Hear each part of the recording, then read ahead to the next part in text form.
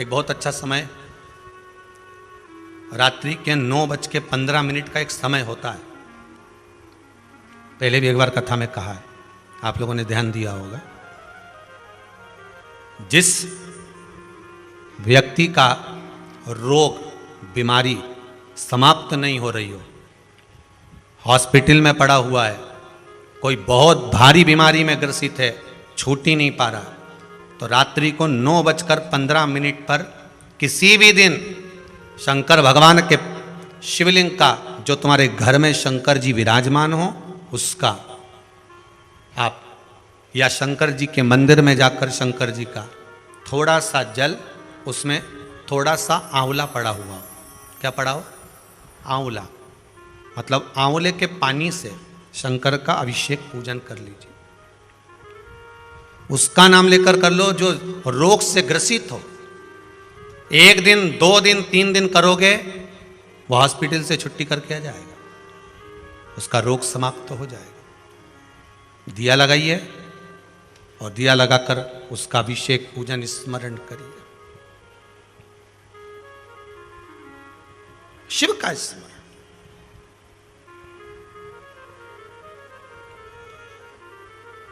कौन से जल से करना है? आंवले के जल से। और अगर मान लो आंवला नहीं हो तो सूखा जो आंवला बाजार में मिल जाता है वो भी डाल सकते हैं। वो भी ना मिले तो आंवले के वृक्ष की पत्ती, वो भी उसमें डालकर आप अभिषेक कर सकते हैं।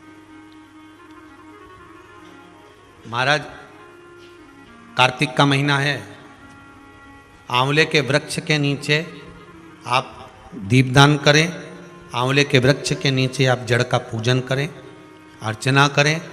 आपका करा गया आंवले के वृक्ष की जड़ का पूजन स्मरण, या पीपल की जड़ का पूजन स्मरण, या बेलपत्री के जड़ का पूजन स्मरण खाली नहीं जाएगा। कार्तिक महीने में किया गया दान पुण्य कभी खाली नहीं जाता। जब तक शिव कृपा ना करे तब तक संसार का कोई कार्य जीव कर ही नहीं सकता। देवताओं ने दक्ष प्रजापति के कहने पर एक यज्ञ रख दिया था। वो भी दक्ष प्रजापति ने कहा। दक्ष प्रजापति बोले तो यज्ञ रखा, और देवताओं को यह नहीं मालूम था कि इस यज्ञ में देवाधिदेव महादेव नहीं आएंगे। उनको यह ज्ञात नहीं था। अगर उनको मालूम होता कि देवाधिदेव महादेव यहां नहीं आएंगे तो शायद 33 कोटि देवता जिस यज्ञ में बैठे हैं उस यज्ञ में देवता कभी नहीं होते।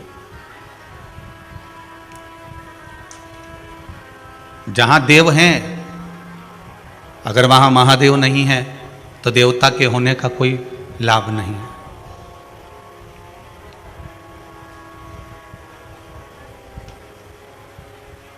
तैतीस कोटि देवताओं की यहां पर सूचना पहुंचाई गई कि यह यज्ञ रखा गया है, यह अनुष्ठान रखा गया है, आप आओ और इस यज्ञ में शामिल हो। दक्ष प्रजापति ने सबको खबर कर दी, सबको सूचना कर दी।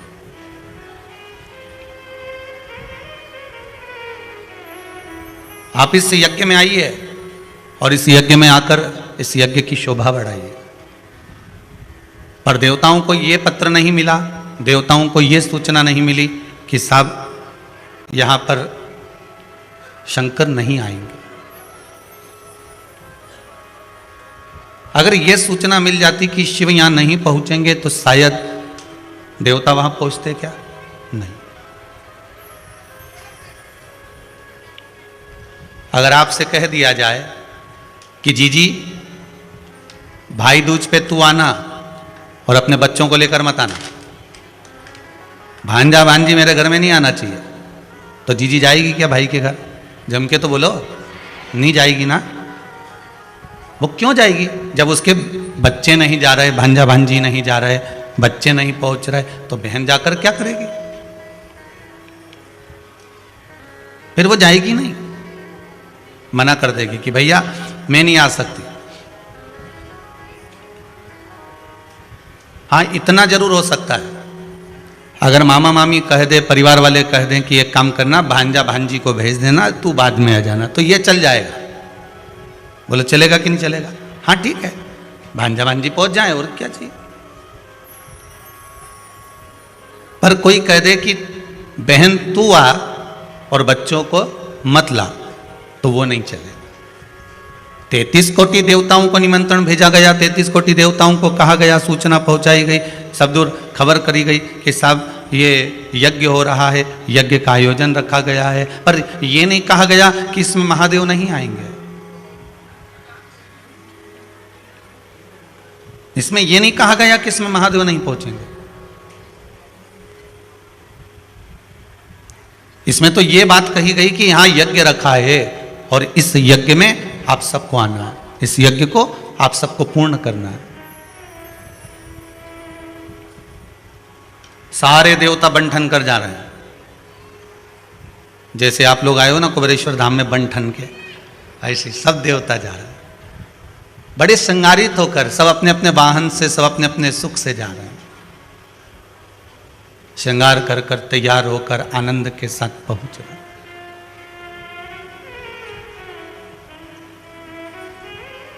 और सब अपनी भक्ति में, आनंद में, महाराज बस सब भगवान की भक्ति में धारण कर कर, स्मरण कर कर, अविरल भक्ति में डूबते हुए सब जा रहे, सब पहुंच रहे। अब अगर इनको मालूम हो कि महादेव नहीं आए तो कोई ना जाए, पर सब यज्ञ के शाला में चारों तरफ सब बैठ गए। अब इंतजार केवल एक का है कि महादेव आए।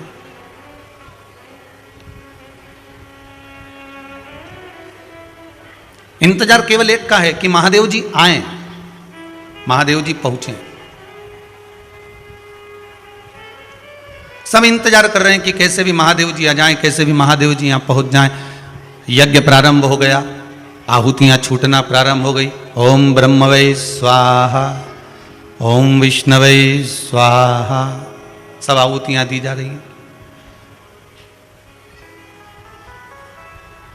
पर जो यज्ञकर्ता ब्राह्मण थे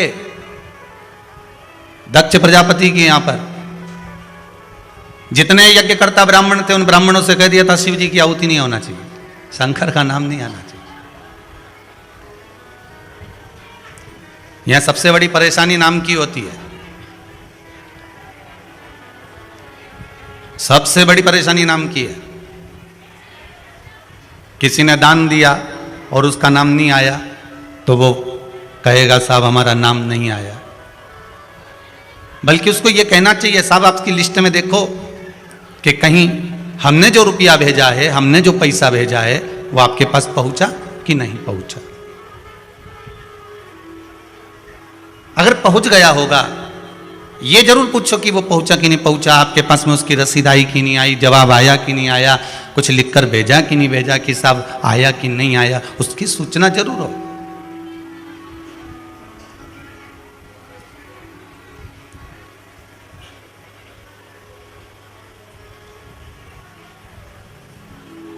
यहां तो नाम भी चले तो एक ही का चले, वो है देव अधिदेव महादेव। विश्वास प्रबल रखना, भरोसा दृढ़ रखना।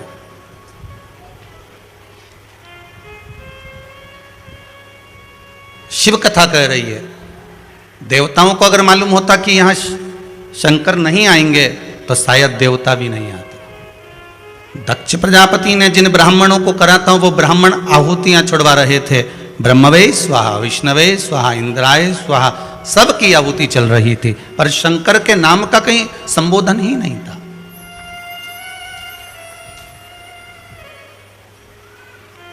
अगर मान लो कहीं पर स्वागत चल रहा है, उस लिस्ट में से आपका नाम हट गया तो भगवान को धन्यवाद देना। अगर स्वागत चल रहा है और उस लिस्ट में से आपका नाम हट गया तो भगवान को धन्यवाद देना कि मेरा नाम इस लिस्ट में से हट गया। हो सकता है मुझे स्वागत मिलता, सम्मान मिलता तो मेरे भीतर अहंकार आ जाता, और उस अहंकार में हो सकता है मैं कुछ अच्छा ना कर पाता। छोटा सा स्वागत का इंतजार ना करिएगा, छोटे से आदर का इंतजार ना करिएगा, छोटे से सम्मान का इंतजार ना करिएगा। आप तो बाबा से इतनी विनती कर कर जाना, बाबा तेरे चरणारविंद की रज अगर प्राप्त हो गई, बाबा कुबेरेश्वर महादेव तुम्हारा नाम है, बाबा मैं भले आस्था चैनल पर कथा सुन रही हूँ, मैं भले फेसबुक यूट्यूब पर कथा सुन रही हूँ, मैं कुबेरेश्वर धाम नहीं पहुंची हूँ, मैं केवल अपने घर से कथा सुन रही हूँ। और जितने ये पत्र लोगों के आए हैं, इसमें से कई लोगों ने लिखा है कि हम पहली बार आए हैं। इन पत्रों में अर्थात जिसने उपाय करा वो केवल टीवी चैनल के माध्यम से अपने घरों पर करा, उसके बाद आए। आपसे भी निवेदन है, यहां आने की जल्दीबाजी मत करो, अभी तो यहां बन रहा है, हमारे पास तो खुद व्यवस्था नहीं तुम्हारे को बिठाने करने की। आप इतनी जल्दी आने की मत करो। आपसे करबद्ध निवेदन है, जब तक बाबा से आपने जो मांगा है वो बाबा आपको नहीं दे, तब तक आप कुबेरेश्वर धाम भी मत आओ। क्या करोगे आके? फालतू का वो देखो धूप में बैठे हैं सारे, इतने सारे गजब के, कोई कहीं और कब से बैठे हैं, जरा विचार करिए, इतनी धूप में भी बैठे और कब से बैठे हैं। ये छज्जा में टंगे, ऐसा लग रहा है जैसे बस चल रही हो और तुम पड़ी आराम से बैठे।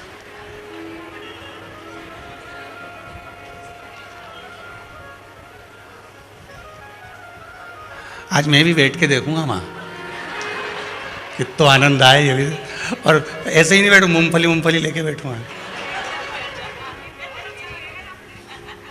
तुम भी चना वना लेके तो नहीं बैठे हो? राधे, शिव कृपा है। जैसे इन लोगों ने लिखा है कि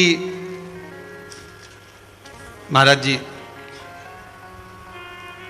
एक कोई है सावित्री बाहेती, डिग्गी मालपुरा टोक से आई हैं। कहाँ बैठी हैं? सावित्री बाहेती, डिग्गी मालपुरा टोक से आई हैं। दिख रही हैं क्या? कैमरे वाले भैया थोड़ा हटियो। दिख रही हैं? उन्होंने लिखा है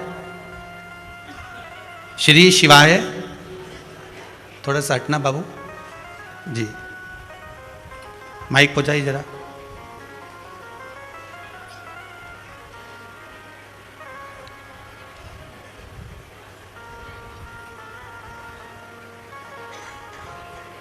सावित्री बहन बायती ने लिखा है, गुरुजी जीवन में जिस चीज की उम्मीद भी नहीं करी थी,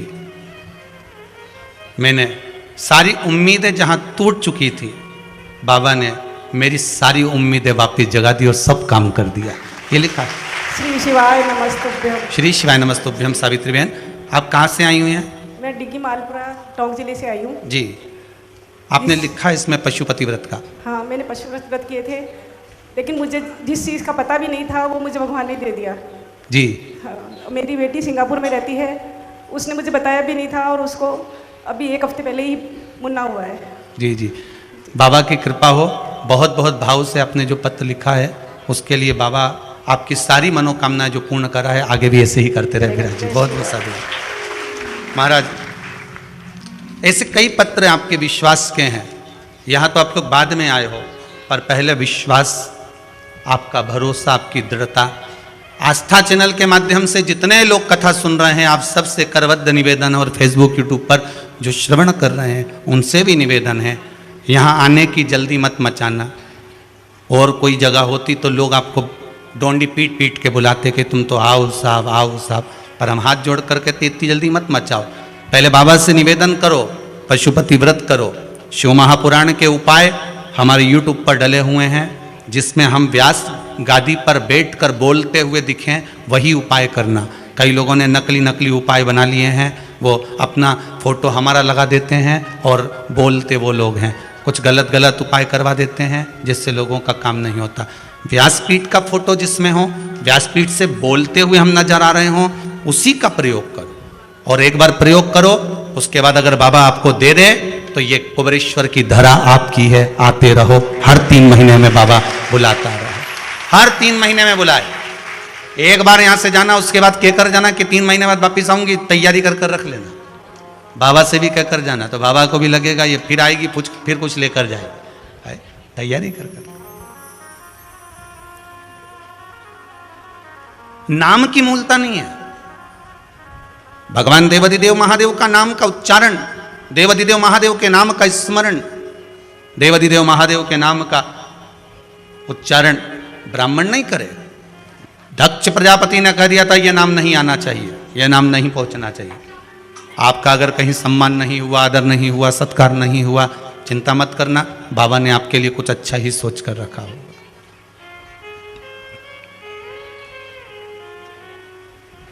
कुछ अच्छा ही सोचा होगा। अरे गुरुदेव, मेरा ये काम तो हो जाना था, मैंने बहुत मन से ये काम करा था और ये काम तो मेरा नचित होना था, हो जाना था, फिर बाबा ने क्यों नहीं करा? बाबा की कोई मर्जी होगी। तेरा ही दिया मैंने खाया पिया है, तेरा शुक्रिया है, तेरा शुक्रिया। उसकी मर्जी। कहां से आए हो? शंकर जी ने भेजा है, शंकर जी के घर से आए, शंकर जी के घर में आए, शंकर खाने वाला, शंकर पीने वाला, शिव रखने वाला। हम तो केवल एक निमित्त मात्र, केवल निमित्त।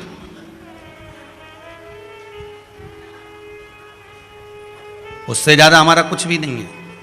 आप और हम तो भगवान ने बस केवल निमित्तता के लिए जन्म दिया। भगवान शिव का नाम नहीं आया, भगवान विष्णु ने भगवान दक्ष प्रजापति को बुलवाया और दक्ष प्रजापति से कहा क्यों यहां शिव का उच्चारण नहीं है, शंकर का नाम नहीं है, यहां शिव के नाम का उच्चारण क्यों नहीं है, यहां शंकर के नाम की आहुतियां क्यों नहीं जा रही हैं? सारे देवता यहां नजर आ रहे हैं पर एक देवाधिदेव महादेव शिव नजर नहीं आ रहे। उसका कारण क्या है? क्यों नहीं दिख रहे, क्यों नजर नहीं आ रहे? तब दक्ष प्रजापति ने कहा भगवान नारायण से, मैंने अपने जमाई को नहीं बुलाया, मैंने अपने दामाद को, अपने जमाई को नहीं बुलाया। भगवान विष्णु ने कितना सुंदर शब्द कहा वो सुनिएगा। भगवान विष्णु कहते हैं दक्ष प्रजापति आप अपने दामाद को मत बुलाते, आप अपने जमाई को मत बुलाते, पर देवताओं में देवता, देवों में देव महादेव को तो बुलाते। देवताओं की पत्रिका में तो देवताओं का नाम होना चाहिए था।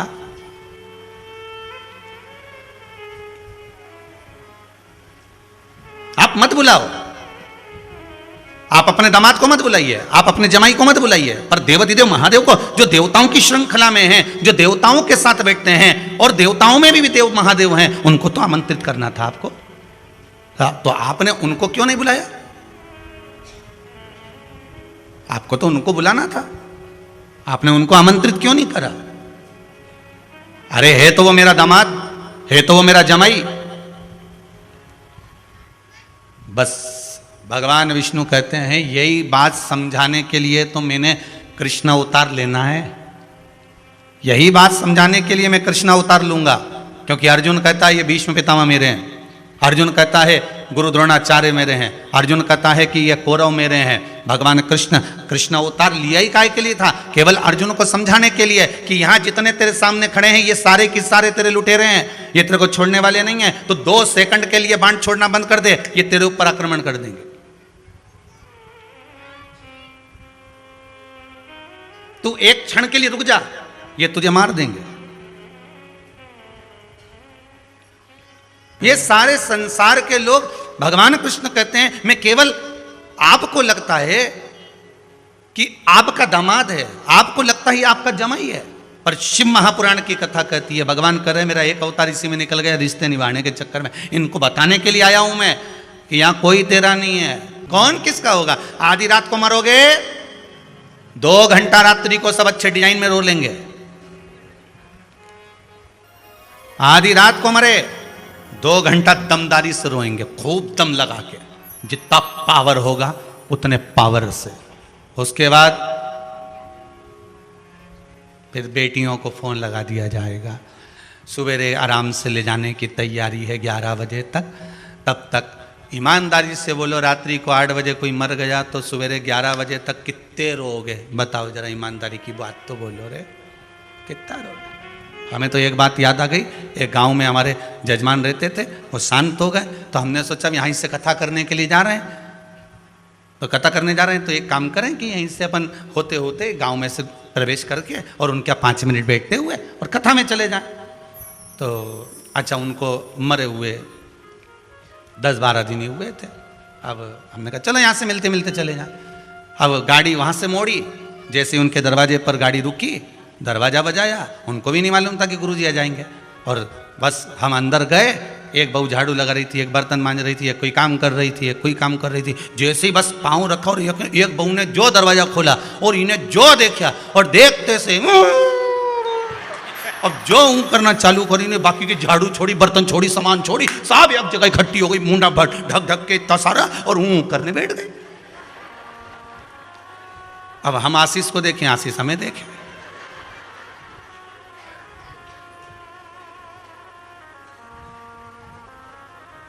और ऐसी डिजाइन में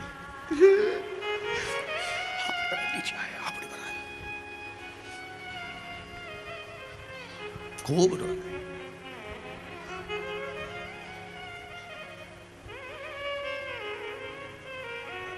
अच्छा, मन में तो आ रहा था कि कह दें काय को रो रही हो, है? क्योंकि 6 महीने पहले इनकी अम्मा जी जो मरी थी ना, इनसे हम पहले मिलके आ गए थे। बेचारी इतनी रो रही थी, यही 3-4 बहू का चक्कर में खा गई, रोटी तक नहीं दे गुरु।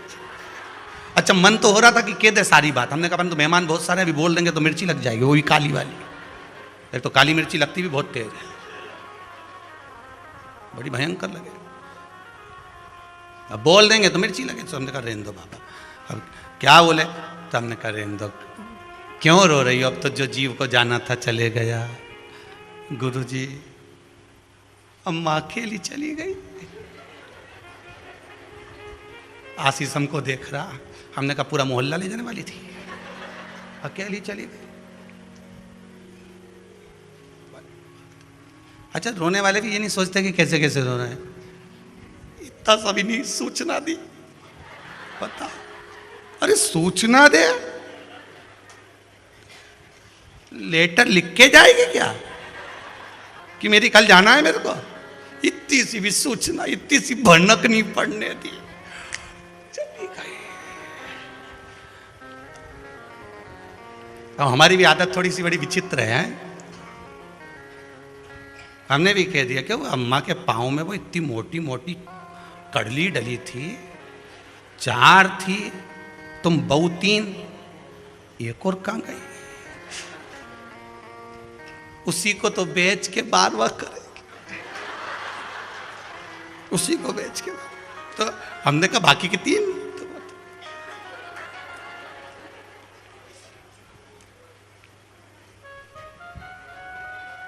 इतना में 2 मिनट रोई, सब पोछ पूछा के, तो सब वापस काम में लग गई। जाता सब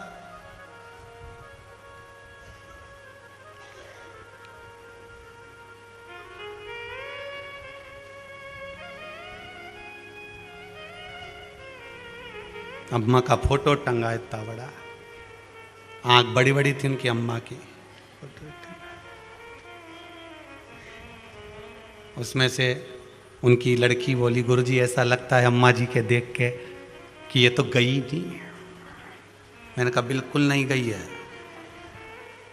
जितना तुमने सताया है, डोकरी आधी रात को छाती पे बैठ नहीं सताएगा। कहाँ जाए, कहाँ जाए? फिर निवेदन करेंगे, मरने के बाद भोजन कराने से अच्छा है, मरने के बाद गंगा ले जाने से अच्छा है। जीते जी गंगा नहवा लाओ, जीते जी प्रेम की वाणी बोल लो, जीते जी भोजन करा दो, जीते जी सत्कर्म कर लो। मरने के बाद की कोई गारंटी नहीं है कि तुम्हारे मरने के बाद कोई कुछ करेगा। इसलिए पहले भी कथा में काज फिर कहते हैं, शरीर चले और तुम्हारे घर में चले, तब तक सब सत्कर्म करो, भजन करो, दान करो, पुण्य करो, सत्कर्म करो। ये शरीर चले और तुम्हारे घर में चले, तब तक सारे धर्म के काम कर लो, अच्छे से अच्छा काम कर लो। और जब शरीर नहीं चले और तुम्हारे घर में नहीं चले तो किसी से कुछ मत बोलो, बस अपने चुप रहकर भगवान का भजन करो, 2 रोटी खाओ, घर में बैठो, भगवान का नाम लो, इसके सिवा कहीं नहीं करना। जब तक शरीर चले और तुम्हारे घर में चले तब तक सब कुछ कर लो। कुबेरेश्वर धाम भी आना है तो आ जाओ, बद्रीनाथ जाना है चले जाओ, रामेश्वर जाना है, जगन्नाथ जाना है, वृंदावन जाना है, अयोध्या जाना है, मथुरा जाना, काशी जाना, कांची जाना, तुम्हारे जहां जाना है वहां चले जाओ। जब तक शरीर चले खूब जाओ, मना नहीं, और जब तक तुम्हारे घर में चले तब तक जो करना है कर लो। इसके बाद में साहब बहुत कठिन है, बहुत कठिन।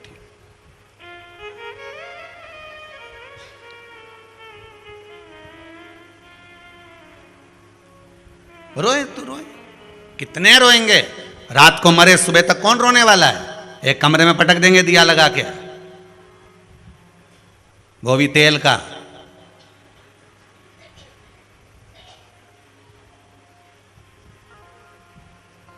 और इससे ज्यादा कुछ नहीं करने वाले। और सवेरे भी अगर रोने बैठेंगे तो पहले पोया समोसा खा के बैठेंगे। कोई ऐसे ही बैठ गए, बहू नहीं कह देगी अपना अपना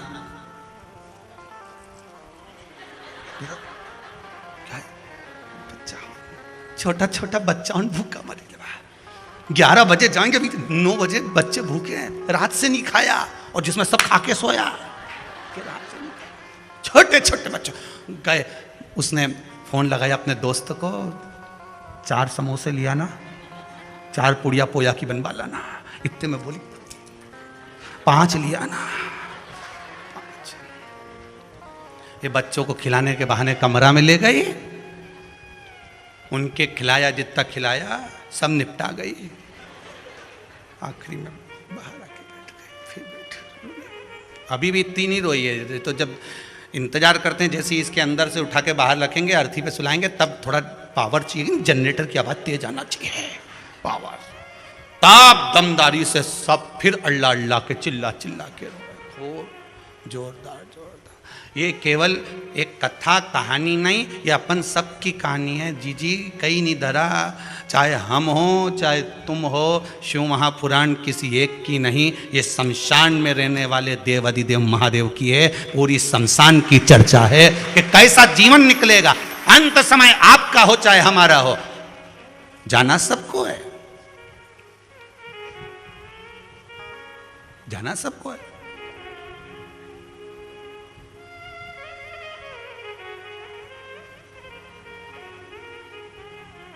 कितना विचित्र जीवन।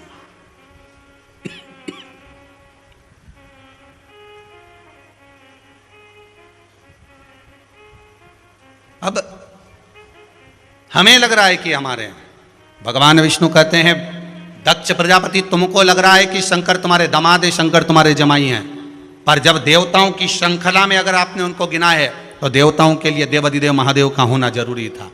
भगवान विष्णु ने कहा, दक्ष प्रजापति आपसे गलती हो गई, शंकर भगवान को यज्ञ में नहीं बुलाया, इसलिए इसका भोग तो तुम्हें भोगना पड़ेगा। भगवान विष्णु से दक्ष प्रजापति ने कहा, आप,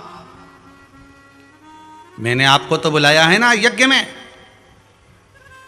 मैंने आपको तो आमंत्रित करा है ना यज्ञ में। जब आप यज्ञ में आए हो और आपको सम्मान मिल रहा है, आपको आदर मिल रहा है, आपको सत्कार मिल रहा है, तो आप लो। आज के जमाने में आदर सत्कार सम्मान, कोई एक संस्था अगर सम्मान कर रही है तो पहले वो अपने अपने वालों को छांट लेती है कि किस किस को देना है। एक संस्था अगर सम्मान कर रही है तो पहले अपने वालों को छांटती है कि किस किस को सम्मान देना है। जो हमको डोनेशन देता रहता होगा, जो हमको आदर देता रहता होगा, जो हमको बार बार फोन लगाता रहता होगा, जो हमको भैया जी कहता रहता होगा, सम्मान पहले उसको मिलना चाहिए। तो पहले अपने वालों को छांटते हैं कि इनको सम्मान दिलाओ, इनको सम्मान दिलाओ। जिसने कार्य किया, जिसने आगे बढ़कर कर्म पर कर्म किया, लोग उसको सम्मान नहीं देते, फोन पर सम्मान देते हैं कि इसने कितने फोन हमें लगा, हमारे आगे पीछे डोल रहा है कि नहीं डोल रहा, हमारा आदर कर रहा है कि नहीं कर रहा, हमारे आगे पीछे चल रहा है कि नहीं चल रहा, हमको बार बार पुकार रहा है कि नहीं पुकार रहा, हमारे कहने पे चल रहा है कि नहीं चल रहा। सत्कार उसका करा जाता है। कोई हर किसी का सत्कार हो जाएगा? कोई भी संस्था होगी, सबसे पहले आदर सम्मान सत्कार उसी का करेगी जो उनसे जुड़ा होगा। भले आपने दुनिया भर का काम कर दिया, आपने दुनिया भर का दान कर दिया, पुण्य कर दिया, सत्कर्म कर दिया, आपका आदर, आपका सम्मान, आपका सत्कार नहीं होने वाला।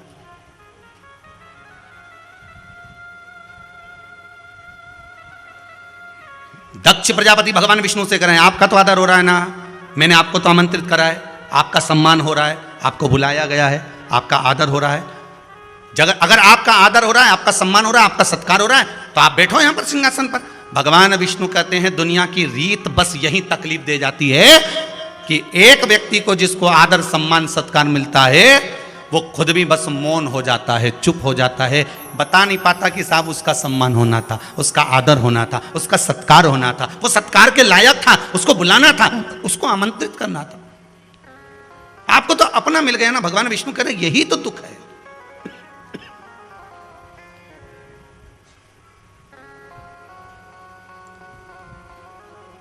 दिक्कत तो यहीं खड़ी हुई ना।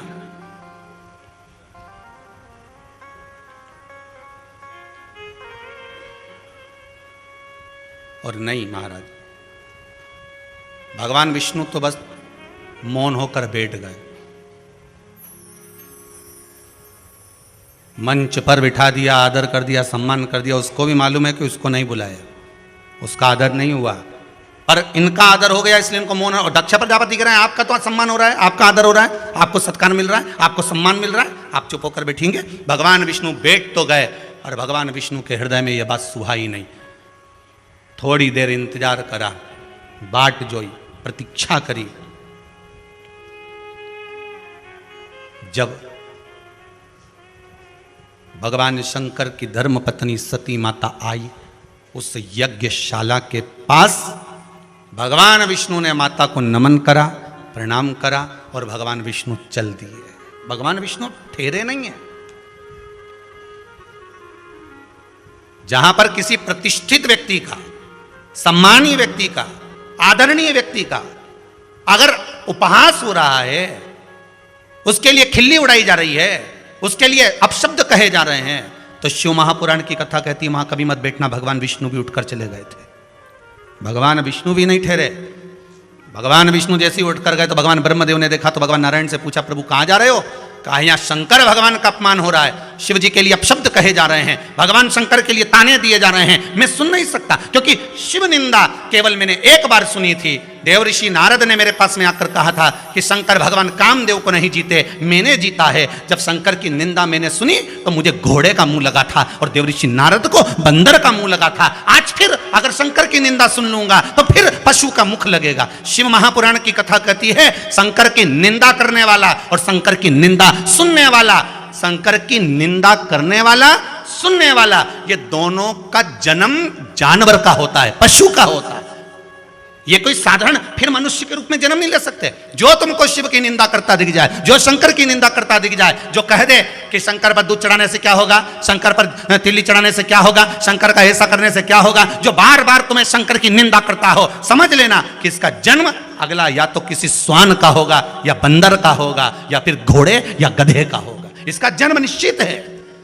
जब भगवान विष्णु ने केवल जरा सी निंदा सुनी थी कि कामदेव को मैंने जीता, शंकर जी नहीं जीते, इतनी सी बात मेरे भगवान नारायण ने सुन ली थी, तो भगवान नारायण को घोड़े का मुंह लग गया था, हयग्रीव अवतार लेना पड़ा था जरा सा। और देवऋषि नारद ने निंदा कर दी तो बंदर का मुंह लगाना पड़ा, बंदर का मुंह लगा। शिव निंदा हम सुन नहीं सकते, शंकर की निंदा हम कर नहीं सकते। देखो साहब, शिव महापुराण सुनते हैं, आपको अच्छा लगे आप सुनो, नहीं अच्छा लगे जाओ, पर हम निंदा नहीं सुन सकते, हमसे सहन नहीं हो सकती। हम शिव निंदा नहीं सुनते।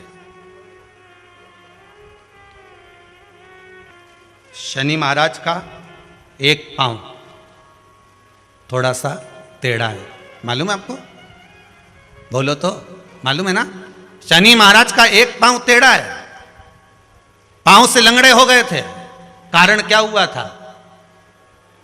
किसी ने कहा उनको श्राप लग गया था, उन्होंने अपनी माता को लात मार दी थी, माता ने श्राप दे दिया था। कोई कहे उनको श्राप लगा था, पर सही अगर शनि महाराज की कथा आपने सुनी होगी तो उसमें वर्णन आता है कि शनि महाराज भगवान ब्रह्मदेव के पास में जाते हैं और ब्रह्मा जी के पास में जब ब्रह्मदेव उनको ज्ञान उपदेश देते हैं, ब्रह्मा जी ने कहा मैंने जल का स्मरण कराया है, भगवान विष्णु ने जल बनाया है, मैं उस किनारे पर निवास करता हूं और भगवान शंकर ने इस भूमंडल का निर्माण करा। कैलाश अधिपति शंकर इस भूमंडल के देवाधिदेव महादेव हैं। इतने में शनि महाराज को आ गया क्रोध। शनि महाराज को क्रोध आ गया और शनि महाराज ने कहा, कौन शिव, कौन शिव?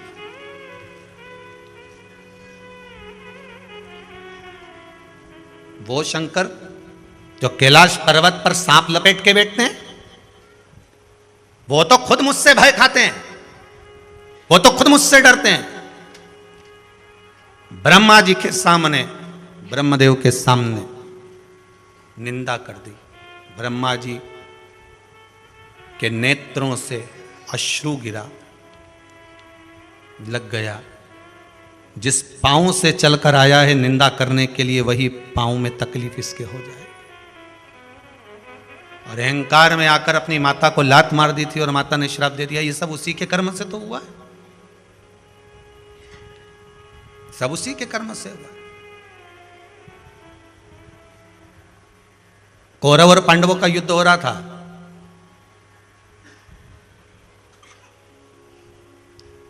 जिस समय गुरु द्रोणाचार्य का अंतिम समय था और गुरु द्रोणाचार्य को जब मृत्यु की सैया पर पड़े हुए देखा, उस समय पर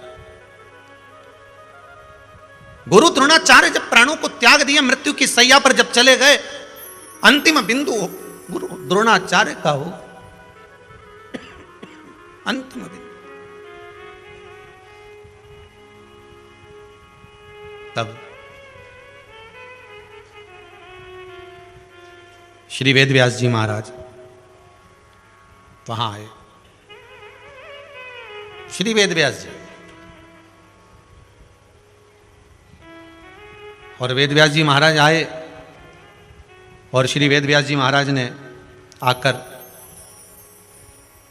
जब उस युद्ध के मैदान में देखा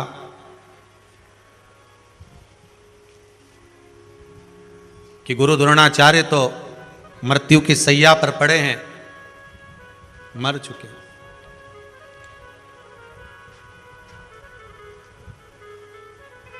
सारी कौरवों की सेना भाग खड़ी हुई, सब भाग गए, क्योंकि एक बड़ा प्रबल वीर गुरु द्रोणाचार्य के प्राण चले गए।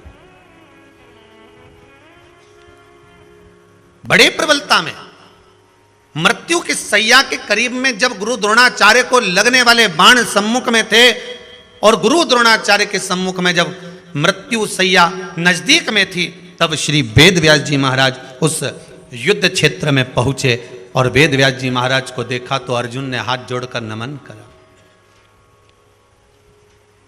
आज अर्जुन ने अपने मन के संशय को वेदव्यास जी के सामने कहा।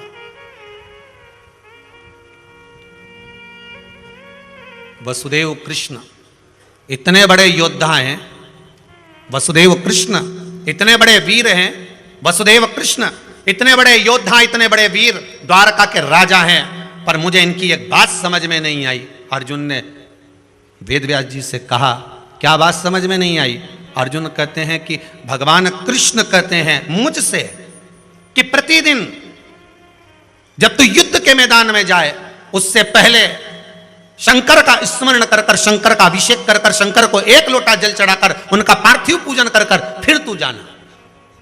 अब बताओ, जब भगवान कृष्ण मेरे साथ में है, द्वारका का नाथ मेरे साथ में है, मेरे साथ में अगर कृष्ण है तो मेरी तो हार वैसे ही नहीं होना चाहिए। फिर भगवान को क्या पड़ा था कि शंकर का अनुमोदन करवाना है, शंकर का अभिषेक करवाना है, शिव का पूजन करवाना है, शंकर का अनुमोदन करवाना है, शंकर का स्मरण करवाना है।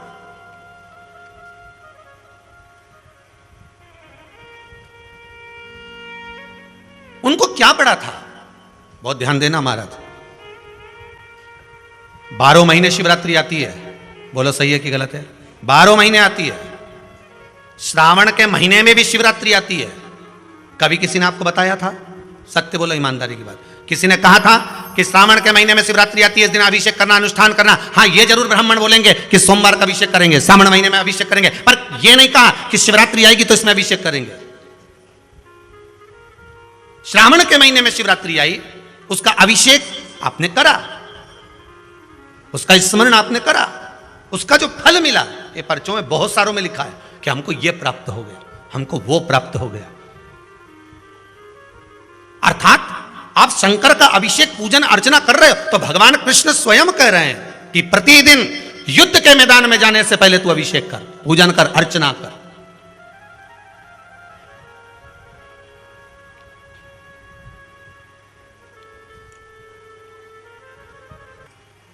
आप लोग जो दान कर रहे हैं कुबेरेश्वर महादेव की इस पावन धरा के लिए, अन्न क्षेत्र के लिए, वृद्धाश्रम के लिए या गौशाला के लिए, आपका किया गया दान खाली नहीं जा सकता, भजन भी खाली नहीं जाएगा। दान नहीं कर सकते तो भजन करो। पहले भी कहा धन से बड़ा दान दूसरा है भगवान के नाम का दान। किसका दान है? श्री शिव। फिर से तुम वही हो गए।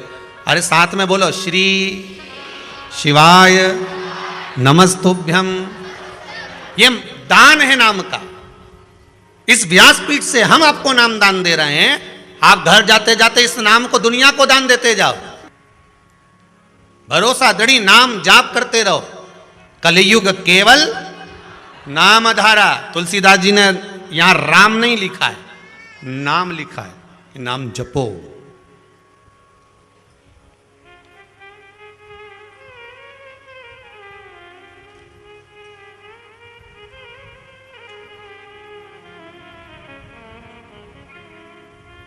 महाराज, जितना नाम का स्मरण करोगे, दोगे, उतना प्राप्त होगा। जितना दोगे। आज अर्जुन ने कह दिया मुझे कुछ पूछना है। भगवान वेदव्यास जी ने बोला क्या क्या पूछना है? बोलो। बस मुझे एक बात पूछना है कि मेरे को समझ में नहीं आया कि भगवान कृष्ण मुझसे अभिषेक क्यों करवाते हैं और कहते हैं युद्ध के मैदान में आने से पहले अभिषेक कर, पूजन कर, अर्चना कर, शिव जी पे जल चढ़ा, उसके बाद मेरे साथ में चल। मेरे राम जी महाराज लंका की लड़ाई लड़ने जा रहे हैं, लंका पर चढ़ाई करने जा रहे हैं। सबसे पहले उन्होंने अभिषेक करा। बोलो करा कि नहीं करा? जम के तो बोलो, करा ना। भगवान कृष्ण के यहां 16,108 रानियां, 16,108 रानियां, और भगवान कृष्ण भगवान देव अधिदेव महादेव का अभिषेक कर रहे हैं, पूजन कर रहे हैं। अभिषेक पूजन कितना। शिवार्चना करो तो वेदव्यास जी ने कहा तुम करके जाते हो? हाँ करके जाते हो। अगर तुम अभिषेक कर कर जाते हो, तुम अर्चना कर कर जाते हो, तुम पूजन कर कर जाते हो, शंकर का अभिषेक रात को करा, चाहे दिन में करा, चाहे सुबह करा, चाहे शाम को करा, शंकर की आराधना तुमने 24 घंटे में शंकर को जब याद करा, एक बात याद रखना, अगर एक लोटा पानी आप शिव जी को चढ़ाकर अपने कार्य के लिए जा रहे हो तो तुम्हारे आगे आगे शंकर चलेगा, ये पक्का है। वेदव्यास जी ने कहा शिव तुम्हारे साथ हैं, तुम्हें मालूम है? शंकर तुम्हारे साथ हैं, तुम्हें मालूम है?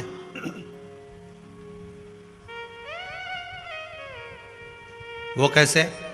वेदव्यास जी ने कहा तुम जब युद्ध करने जाते हो तो तुम्हें शंकर नजर नहीं आए कभी भी? कभी शिव दिखे तुमको?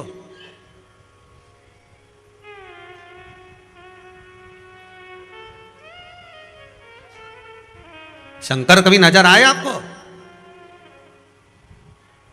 महाराज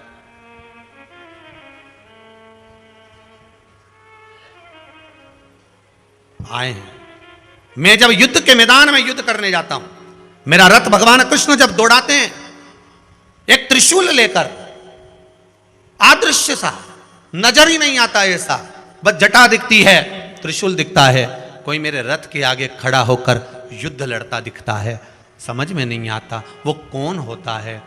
वेदव्यास जी ने कहा गुरु द्रोणाचार्य, अश्वत्थामा, भीष्म पितामह जैसे, कर्ण जैसे वीर वीर योद्धाओं को कृष्ण, हे अर्जुन सुनो, तुम नहीं मार सकते थे, ये तुम्हारी सामर्थ्यता नहीं थी कि तुम मार दो, वो तो तुम्हारे रथ के ऊपर श्री हनुमान जी महाराज विराजमान हैं। वो हनुमान नहीं, शंकर का एक अवतार है, इसलिए शिव तुम्हारे सामने चलता था तुम्हारे युद्ध में विजय दिलाने के लिए। तुम्हें युद्ध में विजय दिलाने के लिए शंकर तुम्हारे साथ में चलते हैं, शिव तुम्हारे साथ में। एक बात आपसे कहेंगे, पहले भी कही आज फिर कहते हैं, किसी भी कंपटीशन एग्जाम में बैठो, इंटरव्यू देने जाओ, परीक्षा देने जाओ, इस कुबेरेश्वर महादेव की धारा का स्मरण कर कर, शंकर का स्मरण कर कर, थोड़ा सा कच्चा दूध उसमें काली मिर्च पीसकर शंकर को चढ़ाकर, फिर एक लोटा पानी शिव जी को चढ़ाकर, उसके बाद जाओ। 3 महीने बाद इसी भूमि पर दिखोगे कि मेरी नौकरी लग गई, इसी भूमि पर दिखोगे कि मेरे एग्जाम में पास हो गया, इसी भूमि पर दिखोगे कि बाबा ने मेरे पर कृपा करी है, मुझे बुलाया है, यहां वापिस बुलाया। आप करो उपयोग। भगवान वेद व्यास जी कह रहे हैं, अर्जुन सामने जो त्रिशूल लेकर चलता है अड़भंगा सा दिखता है, नजर ही नहीं आता, केवल एक जटाजूट नजर आती है, वो कोई दूसरा नहीं, जिसका तू अभिषेक कर कर, पूजन कर कर तू जाता है ना अर्जुन, वही शंकर तेरे सामने खड़ा मिलता है। कौन? वही। एक बात आपसे भी कहेंगे, विश्वास लेकर जाओगे ना उस भगवान शंकर के दरवाजे पर, तो दुनिया में ऐसा कोई काम नहीं जो ना होता। अभी इतने पत्र पड़े हैं, इन पत्रों में एक माता जी ने लिखा है कि मेरे पिताजी को गले में कैंसर हो गया है, जिसकी 3 महीने पहले स्थिति बहुत खराब, कि मुंह से खून ही खून निकल रहा था। रेनू मिश्रा भोपाल से हैं। कहाँ बैठी हैं? रेनू जी मिश्रा भोपाल से हैं, जिन्होंने ये पत्र लिखा है। कहीं बैठी हो तो हाथ हिलाइए।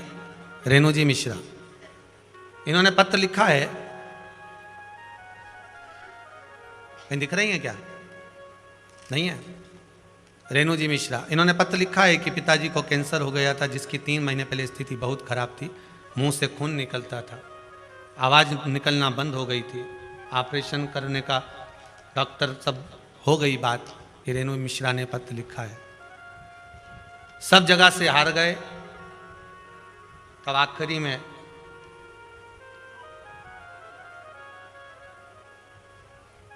हमारी सोसाइटी में सोनल बहन मिली, उनको मैंने अपनी सारी समस्या कही, तो उन्होंने कहा कि सियोर वाले महाराज कि पंचामृत शिव महापुराण की कथा आस्था चैनल पर चल रही है। ये उस समय की बात है जब पंचामृत कथा थी, 5 जजमान बने थे। ठीक है, ठीक है, पंचामृत शिव महापुराण की कथा चल रही है, उसको सुनो। फिर कथा सुनी, कथा सुनने के बाद उपाय करा, आज मेरे पिताजी की आवाज़ भी निकल रही और खून बहना भी बंद हो गया और आराम लगना प्रारंभ हो गया। रेनू जी मिश्रा भोपाल से हैं। ये विश्वास है आपका। एक पत्र और बड़ा सुंदर आया है महाराज।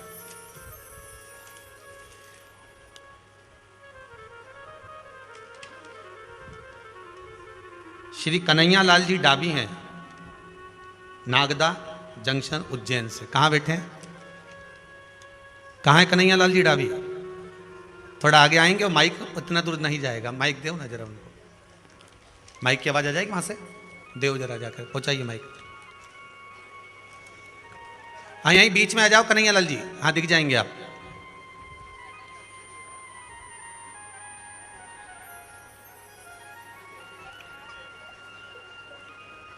माइक पहुंचाइए जल्दी से। हाँ ये माइक इधर पहुंचा दीजिए कन्हैया लाल जी डाबी जी के पास। बोल काशी विश्वनाथ भगवान की। श्री कन्हैया लाल जी डाबी, आपने लिखा है श्री शिवाय नमस्तुभ्यम, मैं नागदा जंक्शन जिला उज्जैन महाकाल की नगरी एमपी से आया हूँ। मेरा छोटा बालक लखन डाबी सीएस की पढ़ाई कर रहा है। सभी विषयों में अच्छे नंबरों से पास ही हुआ, पर आखिरी के पेपरों में 5 साल से 1-2 नंबर से सीएस की पढ़ाई में रह रहा था। जी हाँ, यही लिखा है ना आपने? जी हाँ जी। 5 साल से परेशान हो रहा था बालक भी, और पूरा परिवार ही परेशान हो गया था। फिर आपने वो गन्ने का रस का जो बताया, पर गन्ने के रस वाला उपयोग करा होगा, उससे पूरे घर को विश्वास हो गया। और मैं उस दिन बाहर गया था, मेरी बालिका का ससुराल से फोन आया कि भैया ने ये करने को बोल दो। उस दिन किस्मत से गन्ने भी नहीं मिल रहे थे, गन्ने नहीं मिले? गन्ने में नहीं मिल रहे थे, फिर भी बालक गया तो गन्ने वाला बोला कि मैं आज ही बाजार में बेचने आया हूँ। तो गन्ने का रस ही मिल गया और आपकी कृपा हुई, प्रभु की कृपा हुई और मेरा बालक पास हो गया। जय हो, जय हो, बधाई आपको। आपके बेटे को सीएस बनने की बहुत बहुत बधाई है। बेटे जी बहुत बेटी। आपने लिखा है बच्चा पूर्ण तरह से हार चुका था और आखिरी में उसने सब चीज छोड़ने का मन में विचार कर लिया था, पर आखिरी प्रयोग था गन्ने का रस, जिसको शिव जी पे चढ़ाया और पूरे 100 नंबर से आपका बेटा सीएस में पास हुआ है। बहुत बहुत बधाई आपको, बड़ी प्रसन्नता की विषय। गुरु है बड़े गोविंद से मन में देख विचार, हरि सुमिरे सो वार है, गुरु सुमिरे सो पार। हमने आपके शरण में आने सब कुछ बाबा की कृपा। बैठी बैठी। श्री शिवाय नमस्तु। हम बहुत बहुत साधुवादता है, बाबा कृपा करें। एक पत्र और अच्छा है, इसके बाद में फिर कथा वापिस आगे बढ़ाएंगे। ये लिखा है पूनम जी सक्सेना, हापुड़ उत्तर प्रदेश से हैं। कहाँ बैठी हैं? पूनम जी सक्सेना हापुड़ उत्तर प्रदेश से आई हैं। माइक दे दो उनको वहीं की वहीं। आपने दीदी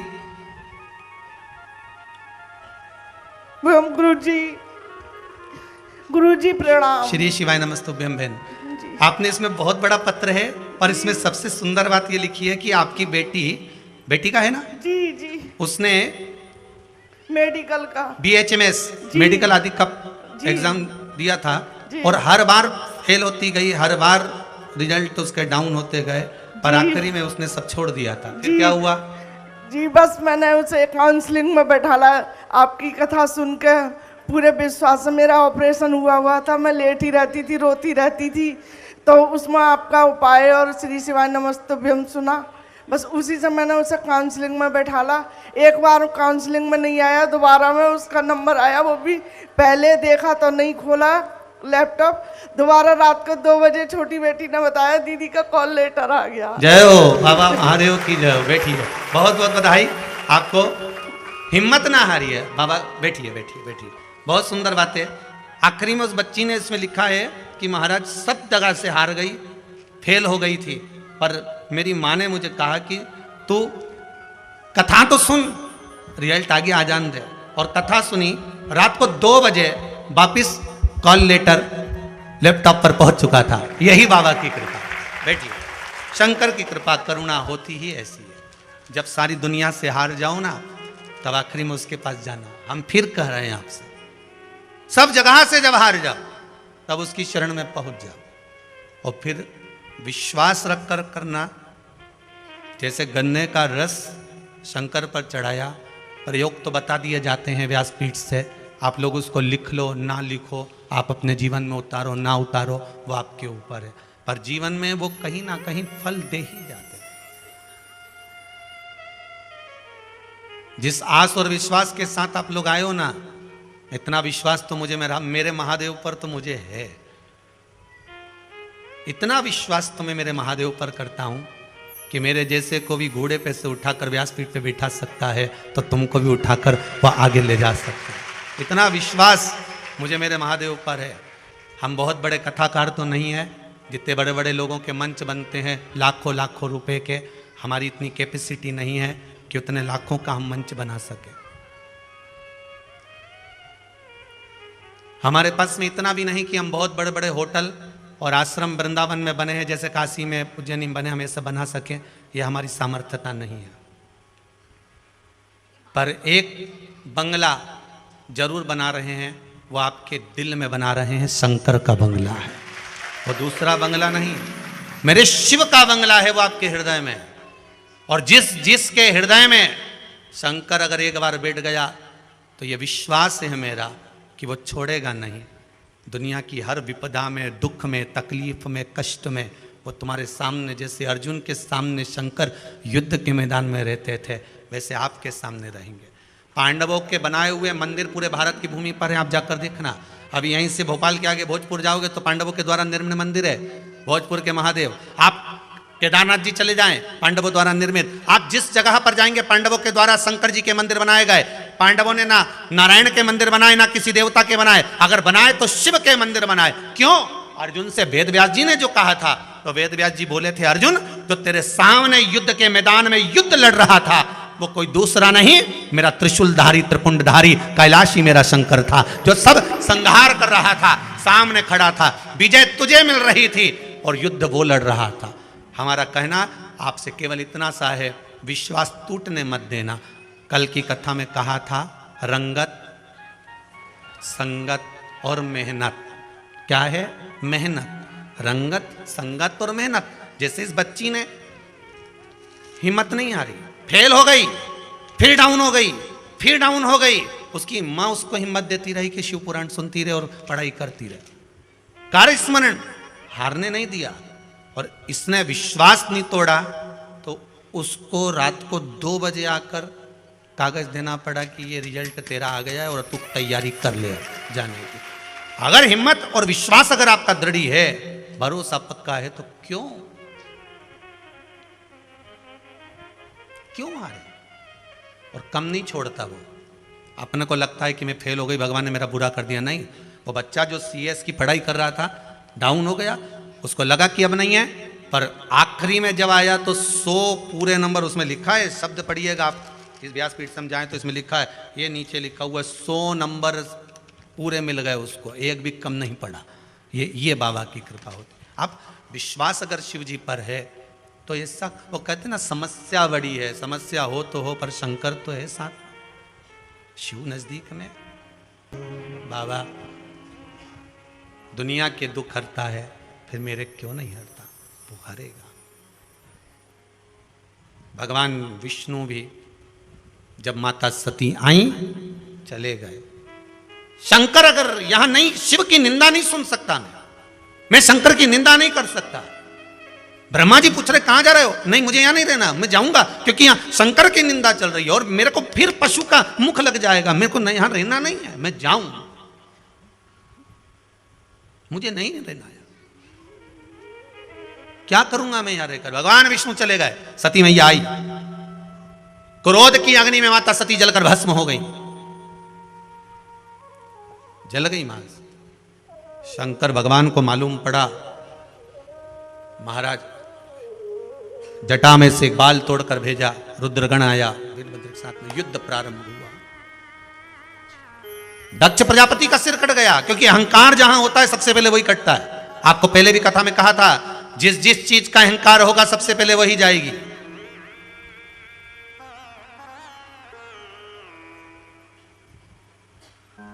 काया का अहंकार करोगे सबसे पहले काया चली जाएगी।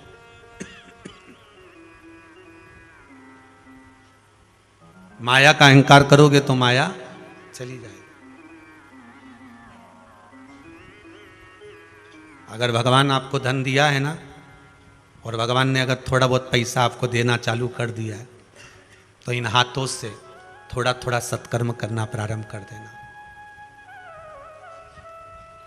इन हाथों से थोड़ा थोड़ा दान, पुण्य, सत्कर्म करना प्रारंभ कर दो।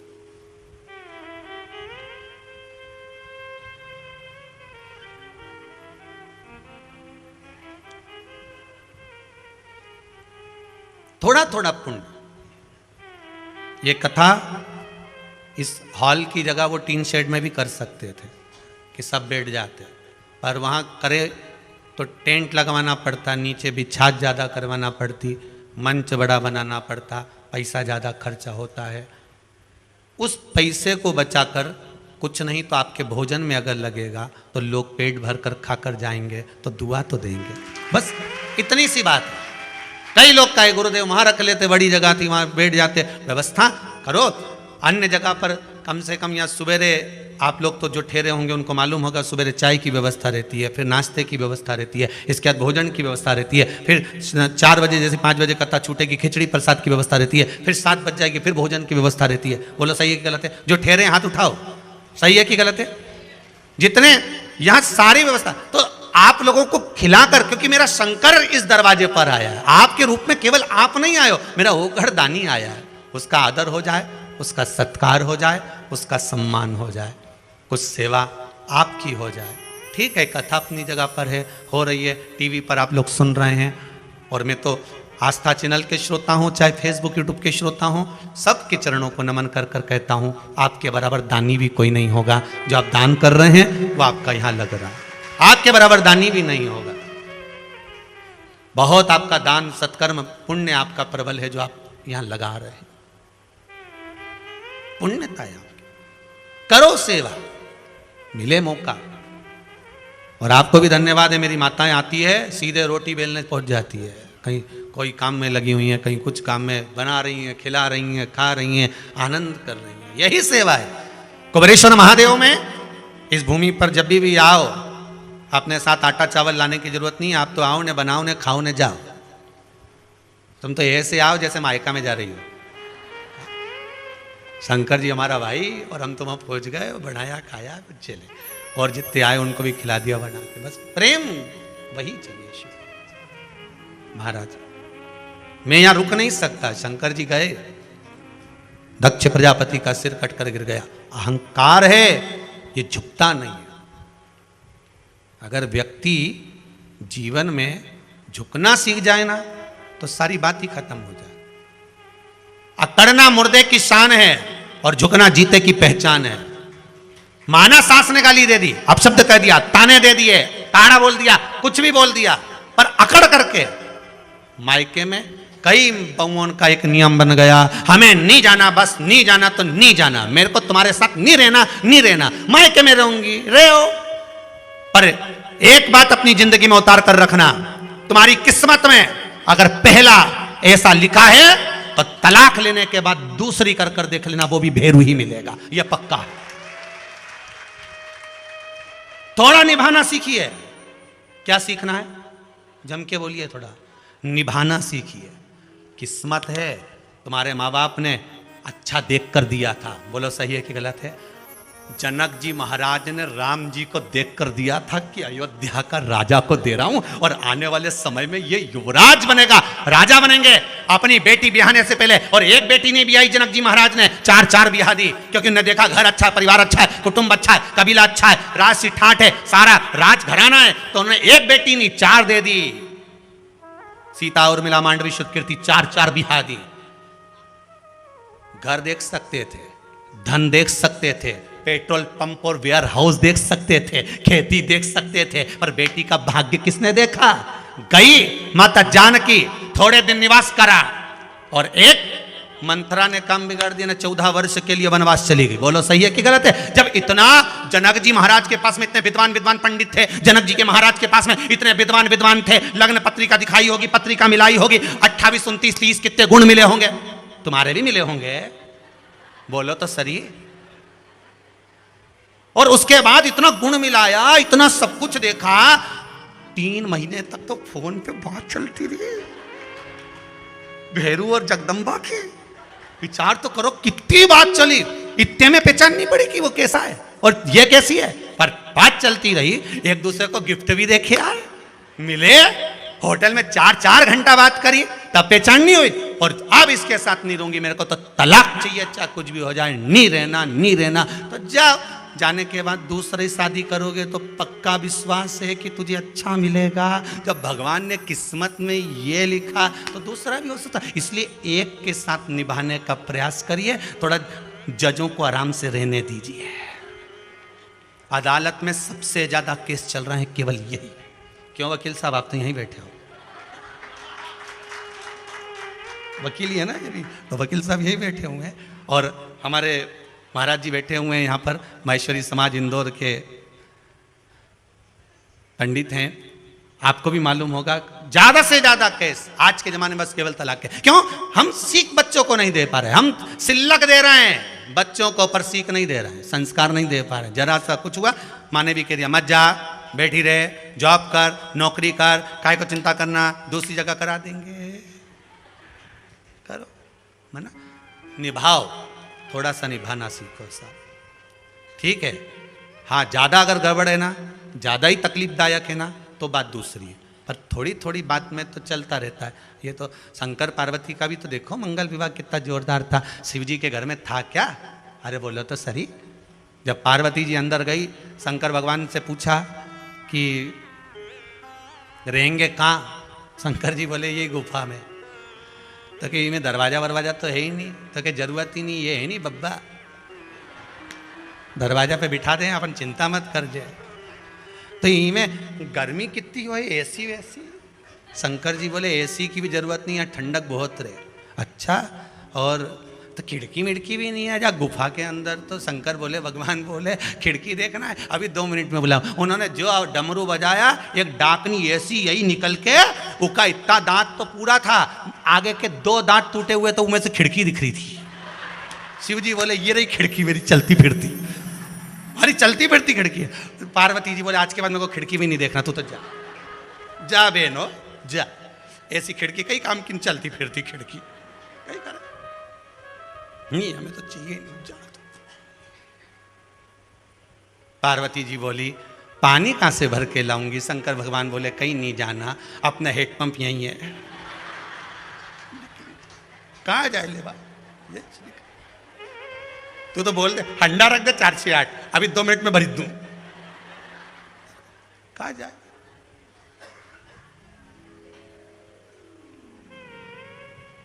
प्रभु शिव जी बोले बोलो।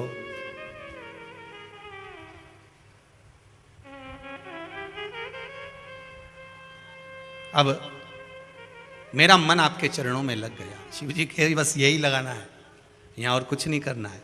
आपको कथा शुरू करी थी तब बोला था कुबेरेश्वर धाम की किसी भी जगह पर चप्पल उतार कर निवेदन कर कर जाना, एकांत में किसी की मत सुनना, 1 सेकंड के लिए 2 मिनट के लिए बैठकर उससे निवेदन कर कर चले जाना। इस कारण से आया हूँ, मुझे आपने बुलाया है, मेरी मम्मी ने प्रेशर देकर भेज दिया है। टीवी पर सुनता था, व्हाट्सएप पर, मोबाइल पर सुनता था, बड़ी आस लेकर आया हूँ। सुना है 3 महीने में तू वापस बुला लेता है, सब दूर से हार चुका हूँ, एक बार वापस आने का मौका जरूर देना। श्री शिवाय नमस्तुभ्यम कहकर निवेदन कर कर इस भूमि से जाना, मेरा विश्वास कहता है वापस बुला लेगा, वापस बुलाएगा, वापस बुला लेगा। उसके चरणों का अनुमोदन कर कर जाइए, निवेदन कर। शिव महापुराण की कथा कहती है जीवन का एक आनंद परमात्मा के चरणारविंद है। भगवान शंकर रुद्रगण को भेजे, पूरी यज्ञशाला विध्वंस हो गई। कारण उस जगह पर शिव नहीं थे,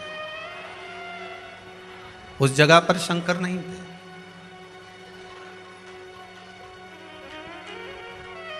उस जगह पर शंकर नहीं है।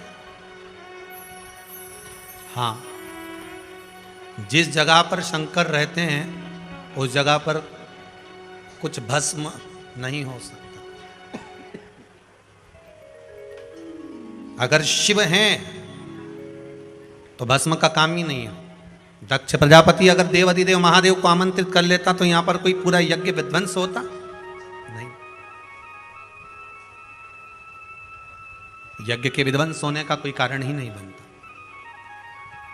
अगर एक बार शंकर का अनुमोदन में कोई लग गया, शंकर के स्मरण में कोई लग गया, तो फिर जितनी भी बाधाएं हैं, जितने रोग बीमारी कष्ट दुख तकलीफ, धीरे धीरे सब नष्ट हो जाते, सारी बाधाएं मिट जाती हैं।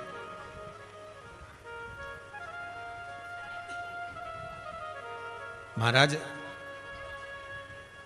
केवल उसकी भक्ति का एक दीप हमारे भीतर प्रकट करना है, हमको उसके विश्वास का दीप हमारे भीतर प्रकट करना। और जब भक्ति का दीप, विश्वास का दीप प्रकट हो जाता है महाराज, तो फिर जीवन अपने आप सार्थक हो जाता है। भगवान के पास में 2 चीजें हैं, एक माया है, दूसरी भक्ति है। क्या क्या चीज है? माया और भक्ति। भगवान कहते हैं ये 2 चीजें मेरे पास में हैं, तुझे क्या चाहिए तू बोल दे, मैं तुझे दोनों चीज देने को तैयार बैठा। तो भक्त ने पूछा इन दोनों में अंतर क्या है? भगवान बोले अगर तू माया मंगेगा, धन मंगेगा, माया मंगेगा, अगर तूने माया मांगी तो तू नाचेगा, क्या करेगा? तू नाचेगा। और तूने अगर भक्ति मांग ली तो मैं नाचूंगा। दोनों में अंतर केवल इतना ही है। अगर माया मांगी तूने तो तू नाचेगा, और अगर भक्ति मांगी तूने तो मैं नाचूंगा। क्योंकि भक्त भगवान को जब जब बुलाता है, भगवान को दौड़कर आना। अगर माया मांग ली तूने तो माया तो मैं दे दूंगा, मना नहीं है, पर नाचना तुझे पड़ेगा। नाचेगा तू। और यदि तूने भक्ति को मांग लिया, भक्ति अगर तूने मांग ली तो फिर मुझे नाचना पड़ेगा। अब तेरे ऊपर है, तू नाचना चाहे कि मुझे नाचना चाहे। शिव महापुराण यही कहती है, शंकर की भक्ति में अगर एक बार डूब गए तो शंकर जी को दौड़ दौड़ के आना पड़ेगा।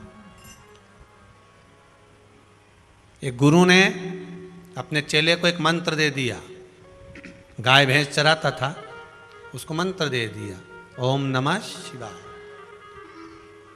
गुरुजी बोले इस मंत्र का स्मरण करना है, मैं आऊंगा और पूछूंगा तेरे से 1 महीने बाद, भूल गया तो काट के फेंक दूंगा, तेरे को याद रख लेना। जी गुरुजी। मंत्र याद करता, ओम बोलते जाओ, ओम नमः शिवाय, ओम नमः शिवाय। वो भी बोलता जाए बोलता जाए बोलता जाए, गाय भैंस चराता जाए, ओम नमः शिवाय बोलता जाए बोलता जाए। एक दिन उसकी भैंस आगे निकल गई। किसी ने आकर कारे कालू, वो तेरी भैंस जाए। वो दौड़ कर गया, भैंस के पकड़ के लाया, और जो मंत्र बोल रहा था वो बोल रहा। इसने जिसने भैंस बताई थी उससे पूछा, जब ये भैंस बता सकता है तो मंत्र भी बता सकता है। उसने कहा भैया मैं एक मंत्र बोल रहा था, तुझे याद है वो? हाँ, तो कुछ चिल्ला रहा था। क्या चिल्ला रहा था? हाँ, कुछ तू ऐसा बोल रहा था, ओम भैंस जाए। हाँ हाँ बिल्कुल बिल्कुल यही मंत्र था। अब उसने चालू कर दिया, ओम भैंस जाए, ओम भैंस जाए, ओम भैंस जाए। अब एक दिन माता पार्वती जी से शिवजी ने कहा, पार्वती तूने मेरे कितने नाम सुने हैं? पार्वती जी बोली, प्रभु आपके तो हजारों नाम हैं। पार्वती, पर ऐसा नाम तूने कभी नहीं सुना होगा। चल, वो नीचे जो भैंस चरा रहा है ना, जरा उससे पूछ कर आ कि वो किसका नाम ले रहा है। पार्वती जी एक सुंदर ब्राह्मण की पत्नी का रूप धारण कर कर पहुंच गई उसके सामने। पार्वती जी ने उसको रोक लिया, भैंस चराने जा रहा था। ए भैया, और ये तो चिल्ला चिल्ला के बोल रहा, ओम भैंस जाए, भैंस जाए, ओम भैंस जाए, ओम भैंस जाए, भैंस जाए, ओम भैंस जाए, ओम भैंस जाए। क्योंकि उस गुरुजी ने कहा था काट के फेंक दूंगा अगर याद नहीं हुआ तो। याद कर। पार्वती जी ने पूछा, तो किसका नाम ले रहा है? ओम भैंस जाए, ओम भैंस जाए, ओम भैंस जाए। अरे नाम किसका ले रहा है? इसने मन में सोचा कि अपनी पहचान वाली नहीं लग रही, बात में लग गए और मंत्र भूल गए तो पहले तो बेचारे ने बता भी दिया, अब कौन बताएगा और इससे कौन पूछेगा। इसने इधर मुंह कर लिया। पार्वती जी बोली शर्मा रहा होगा। पार्वती जी उधर चली गई। ओम भैंस जाए, ओम भैंस। पार्वती मां, अरे किसका नाम ले रहा है? बोल तो सही, जरा मुंडा से आवाज नहीं निकले तेरे। ओम भैंस जाए, ओम भैंस जाए, ओम भैंस जाए। इधर मुंह कर लिया। पार्वती जी इधर आ गई। अरे एक बार मुंह से बोल तो सही, किसका नाम ले रहा है? इसको आ गई गुस्सा, जब तेरे खसम का ले रहा।